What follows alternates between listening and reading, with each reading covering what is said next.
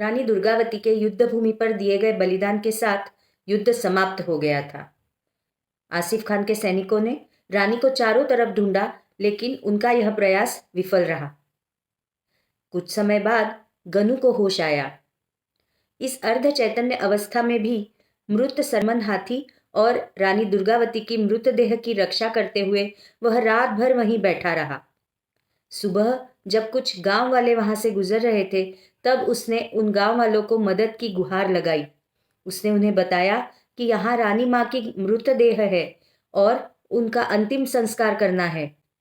आप मेरे साथ मिलकर हाथी को एक तरफ कर दें। गांव वालों ने और गनु ने रानी के पार्थिव शरीर को वहां से सम्मानपूर्वक ले जाकर जबलपुर से 12 मील दूर नरई नाले के पास एक संकरे दर्रे में उनका अंतिम संस्कार किया। सरमन हाथी की देह का भी अंतिम संस्कार किया गया और कुछ समय बाद घायल गनु ने भी प्राण त्याग दिए। गांव वालों ने जिस स्थान पर रानी का अंतिम संस्कार किया था, वहां उनकी समाधि बना दी और वहीं पास में सरमन हाथी और राजा वीर नारायण की प्रतिमाएं भी बनी हुई हैं, जो आज भी देखी जा सकती हैं। युद्ध समाप्त होने के पहले ही राजा वीर नारायण चौरागढ़ के किले में पहुंच चुके थे। वहां जाकर जब उन्हें रानी के बलिदान की सूचना मिली तो पूरी जनता शोक में डूब गई। रानी की सहेली रामचेरी तो यह दुखद समाचार सुनकर मूर्छित होकर गिर पड़ी।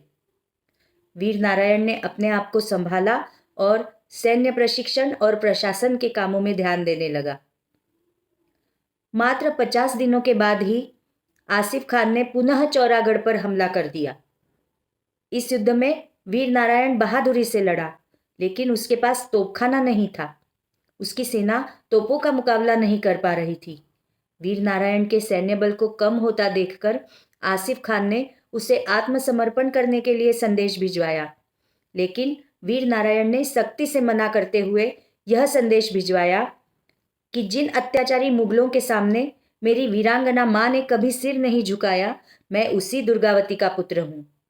मैं अपनी माँ के बलिदान और आत्मसम्मान को कम नहीं होने दूंगा। मैं गढ़ा की महारानी के बलिदान का प्रतिशोध लेने के लिए अंतिम क्षण तक युद्ध करूंगा और किसी भी परिस्थिति में आत्मसमर्पण नहीं करूंगा। यह संदेश देने के बाद वीर नारायण ने किले में उपस्थित सैनिकों और रामचेरी को यह आदेश दिया कि यदि हम युद्ध में पराजित होते हैं तो मुगलों के किले में प्रवेश करने से पहले यहाँ की सभी माताएं और बहनें जौहर करके अपने आत्मसम्मान की और सतीत्व की रक्षा करें। यही आपकी प्रिय महारानी दुर्गावती की अंतिम इच्छा थी। रामचेरी ने कहा, आप निश्चिंत रहें कुंवर जी, हम में से किसी की भी देह को कोई भी म्लेच्छ छू नहीं पाएगा और अकबर के हरम में ले जाने के लिए आसिफ खान को केवल यहाँ खाली दीवारें और चीखें मिलेंगी, उसके अलावा कुछ नहीं मिलेगा। यह सुनकर वीर नारायण अपनी सेना लेकर मुगलों पर टूट पड़ा, लेकिन बहादुरी से लड़ते हुए भी तोपों का सामना न कर पाने के कारण वह वीर गति को प्राप्त हो गया। इधर चौरागढ़ के किले में रानी दुर्गावती के साथ वीर गति को प्राप्त हुए सैनिकों की विधवाएं और वीर नारायण ने जो नई सेना बनाई थी, उन सैनिकों की विधवाएं, माताएं, बहनें और बेटियां अभी जीवित थीं। कुल मिलाकर उनकी संख्या 5000 से भी ज्यादा थी। उनमें से अधिकांश महिलाएं जवान थीं।